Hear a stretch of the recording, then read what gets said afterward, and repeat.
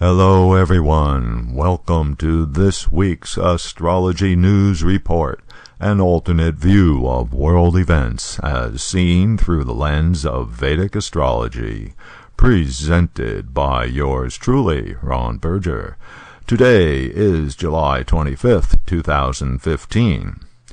I had to skip last week due to a family vacation, so let's take a look now at the main highlights of recent current events and how the planets' positions in the zodiac have been matching up with what's been going on in the world. So, one of the big events in world news was the Iran deal.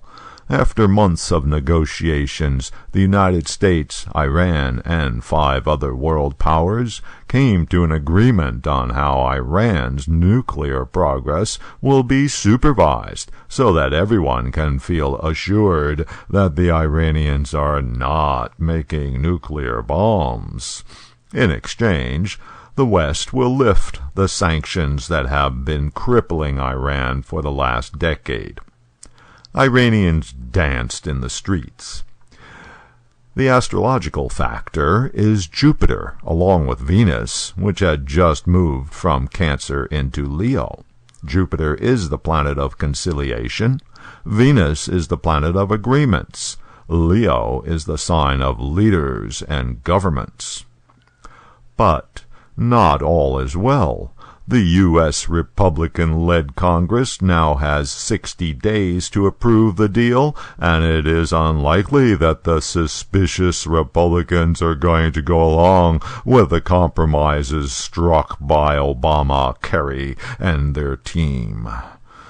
As Congress formally begins consideration of the hard-fought pact, Republican leaders have vowed to do everything possible to stop this groundbreaking move towards world peace. Note that at the time of the deal, Mars was with Mercury, putting together the planet of combat with the planet of facts and discussion. So, this deal was born with the energy pattern of controversy. President Obama was forced to defend his historic deal with numerous appearances on the media. Note that Mars in Gemini appears in the 6th house of his astrology chart. This is the sector of the chart that has to do with enemies, struggles, and defense. Mars transiting in the 6th house gives you problems, but also helps you to defeat your enemies. Yet another manifestation of the Jupiter-Venus conjunction in Leo came last week. More than a half-century of Cold War and lingering enmity came to an abrupt but quiet end last Monday as the United States and Cuba restored full diplomatic relations, marking the first time the two countries have operated full-fledged embassies in Havana and Washington since they cut ties in 1961. For the first time in half a century, the Cuban flag now flies in Washington, D.C.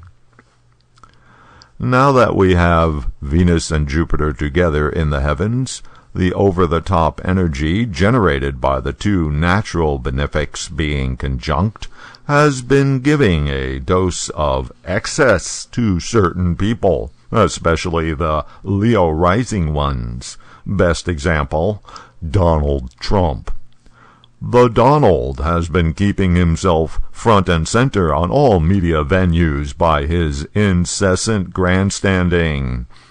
Of course, as a media mogul of sorts himself, Mr. Trump knows how to keep the spotlight turned his way by making outrageous, politically incorrect statements which then suck all the oxygen out of the room, leaving the other Republican candidates gasping for airtime.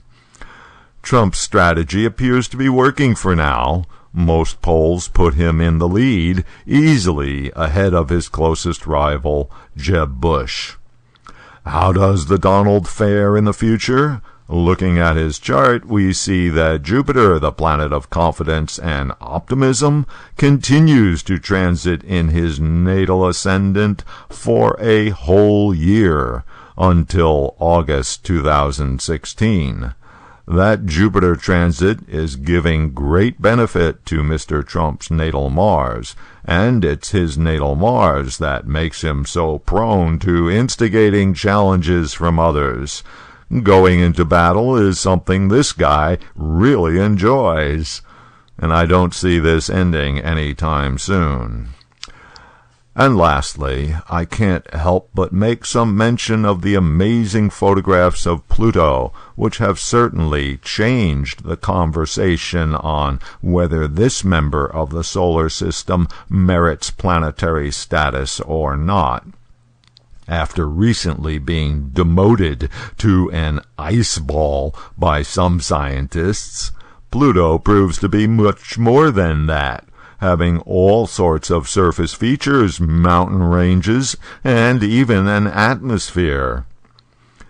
There is no reference to Pluto in Vedic astrology, since the ancients couldn't see it, but there is mention in some of the old texts that there would be other planets discovered, and their significations in astrology would be discovered along with them.